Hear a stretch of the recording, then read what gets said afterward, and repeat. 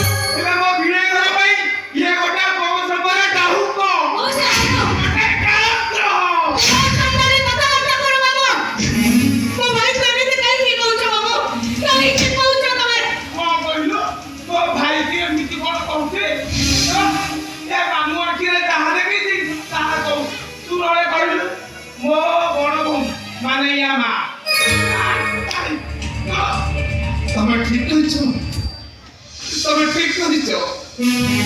କେବଳ ମୋ ମା ମୋରି ପାଇଁ କରିଛି କେବଳ ମୋରି ପାଇଁ କେବଳ ତୋ ମା କଣ ମରିଛି ଇରେ ମୋ ସାନ ଭଣଜା ରାହୁଲ ବାମନ ଘାଟି ଜଙ୍ଗଲରେ ଯାଉଥିବା ବେଳେ ବାମନ ଘାଟି ଜଙ୍ଗଲରେ ନିଖୋଜ ହୋଇଗଲା ବାମନ ଘାଟି ଜଙ୍ଗଲରୁ ଗୋଟେ ଆଦିବାସୀ ଘରୁ ଗୋଟେଇ ଆଣି ମୋ ଭିଣେଇ ଭାଇ ହାତରେ ଟେକି ଦେଲି ତାହେଲେ ୟା ଘରେ ମୋର ବିଲୁଆ ଯାଇଥାନ୍ତେ ପିତା ଦେବା ପାଇଁ କାହିଁ କରିଥାନ୍ତେ ତମେ କଣ କହୁଛ ମୁଁ କିଛି ବି ବୁଝିପାରୁନି ଏ ମା ବାଇଆଣି ବୁଝିପାରୁନି ମୁଁ ମୂଳରୁ କହୁଛି ତୁ ଶୁଣ ମୋ ବଡ଼ ଭଉଣୀ ମାନେ ୟା ମା ପେଟରେ ଯେତେବେଳେ ସଂସାର ହେଲା ଜ୍ୟୋତିଷ ଜାତକ ଦେଖି କହିଲେ ଯାକୁ ଯେତେବେଳେ 10 ବର୍ଷ ପୁରିବ ଏ ଘରକୁ କାଳଗ୍ରହ ବୁଝିବ ଏ ପିଲାଟାକୁ ନଷ୍ଟ କରିଦିଅ ହେଲେ ମା ମୋ ଭିଣେଇ ଭାଇ ତ ପୋଲିସିଆ ଲୋକ ପାଠ ପଢୁଆ ଲୋକ ଜ୍ୟୋତିଷ ଜାତକ କଥାଟାକୁ ଫସ୍ କରି ଉଡ଼େଇଦେଲେ ହେଲେ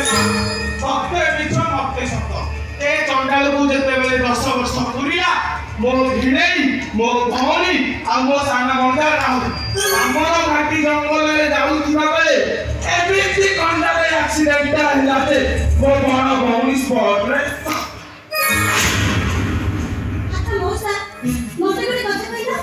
ସେ ଗାଡିରେ ତ ଅନ୍ତୁ ବାବୁ ଯାଉଥିଲେ କାଇଁ ତାଙ୍କର ତ କିଛି ହେଇନି ଇଲୋ ମା यार ग्रह पाई पर एते सब घटिगला यार एतिकी हैला ये गाड़ी उछिटी के जाई गोटे बड़ पत्थर रे मुंडुटा सेती हेगला देखुनु आमोर पुरे माउस कालोर पुरे चमड़ा के दौड़ी जाई ओहो सेति पई ताली से गामुचा मुहरे को घोड़े रखिसंती रे मां ए गामुचाटा जदी मुहरु काढी देबी तारे भूत आई कहले परा तू डरे की पळेइबु मामो